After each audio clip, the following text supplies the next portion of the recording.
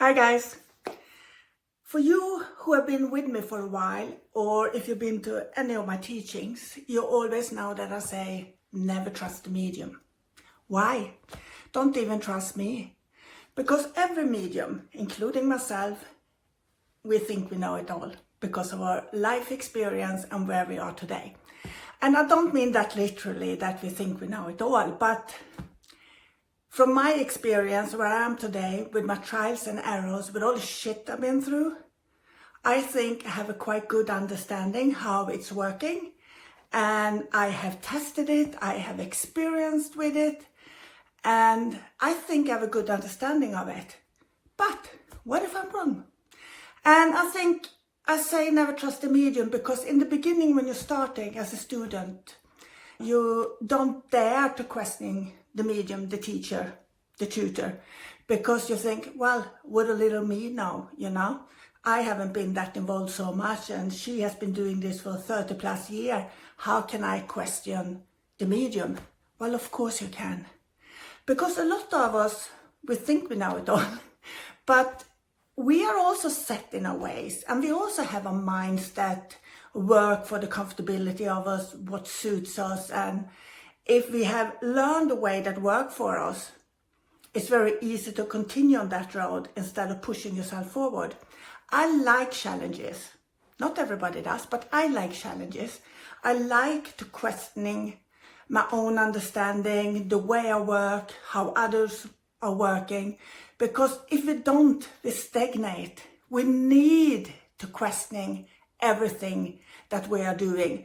Because in leadership, there's no book where you can read from A to B to C to D to E to F to G to H, and think you have all the answers. No. Because every time you work with a spirit or you work with someone else, you learn something new. Because your mind is interpreting energy. You're interpreting energy that radiate from the city souls, which we call the auric field, which is the storage house where all the information is that's been there from day you're born, all your memories, everything to where you are today.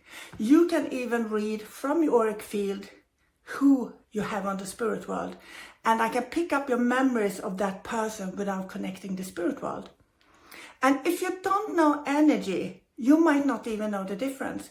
You might think you're working with a spirit, but you're actually working with a living energy. Well, we can move on from that in a different way if we want, because this is a whole huge, so much to talk about when it comes to this and how different ideas and different minds are thinking about it. But in my world and what I experienced over the years, from gone to a very insecure, very fearful, afraid student to be quite confident today as a medium. Yes, I do have my doubts. We all have, otherwise we will be lying, because we don't have, in Sweden we say facit. I can't come up with the English name now, but you don't have it clear. You don't have what's right and what's wrong until you're in that situation and you're reading the energy. And to get to know energy, you need to practice. And you need to practice, because when you think you got it, it changes. And it's not like some people say, well, spirit is testing me. I don't believe that for a second. They don't test you. You are eager from within to learn something more about your mediumship. And because you want to learn more, your mind will become curious. And the mind is so fascinating. That's your tool. When you put that intuition there, with your mind, it will work for you, not against you. When it comes to energy, to interpret your energy from the spirit world, it can be very tricky. Sometimes it's easy, sometimes it's really, really awkward. I believe personally that when you are a living person like I am, I click with other living people differently. Some people I get along with immediately and I felt like I know them for 100 years, And some people, I just don't get them. They might be the nicest people in the world, but I can't grip them because probably I have had no experience of it before. And it's the same when you're working with the spirit world. Some people from the spirit are easy to connect with. It's easy to interpret, and it's very easy to understand the language or the energy flow that is coming. And sometimes it's just trial and error. And when that happens, it's so easy, especially in the beginning when you're a student, that you think, oh, I knew I couldn't do it. Oh, maybe I'm not a medium then. Oh, and then we start to whip ourselves or punish ourselves and think we are useless or worthless or whatever. And that's just the wrong way to go about it, because when you don't understand anything, or if there's something you don't understand, you're learning something more. And there should be an intrigueness there. There should be an enthusiasm there that, wow, I might not get it. What am I learning?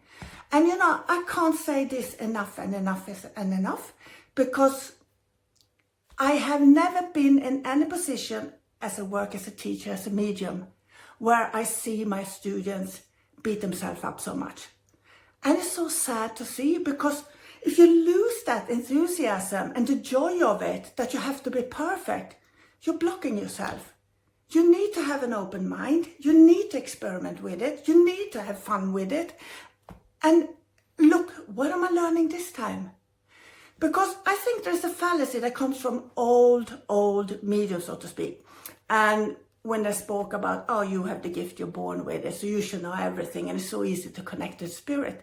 And it looks easy, and it sounds easy when you're listening to someone who has been doing this for a long time. But that doesn't mean that we are secure. Every time I work, regardless the outcome of what and how the audience see me, they might think, oh, you're brilliant, oh, you did a fabulous job. In my mind, I'm still thinking, could have done better there. Oh, I missed that bit out. I didn't get as deep as I wanted. And then we can come into something else. I want that. What about the spirit? What do they want? So there is a little bit trickiness there for how much do I want to control the meeting and the energy of the flow from the spirit to the sitter? Or am I just being a channel? But saying that I'm just going to be a channel doesn't mean that I should have excuses for how far my evidence will go. Because the evidence is everything in mediumship. You need to have evidence there. But not focus on much of the evidence so you forget the joy, you forget the healing, you forget the passion, you forget all about being in service with joy and love. And that's the most important. There's nothing more beautiful when the sitter actually feel that you're connecting with the loved ones. They can feel their energy in the room, the atmosphere of it, and it's beautiful. It's absolutely beautiful. Wherever you are in your development, wherever, if you're curious of this, if you're curious, you have a talent that can be practiced. Not everybody wants to be a professional medium, absolutely not. But when you're learning about energy, you're learning about yourself, and it's the best personal development you can do for yourself, because you not only get to know yourself, you get to understand yourself, how you're functioning, how you are ticking, what makes you angry, sad, whatever you know. You start to learn about your own energy and others' energy, and then you also get some kind of control of it. You are not opening maybe to emotional blackmail anymore. You're not going wide open and let energy interfere with you all the time, because you're keeping it to yourself. And that's a really good practice when you're doing this. So bye for next time.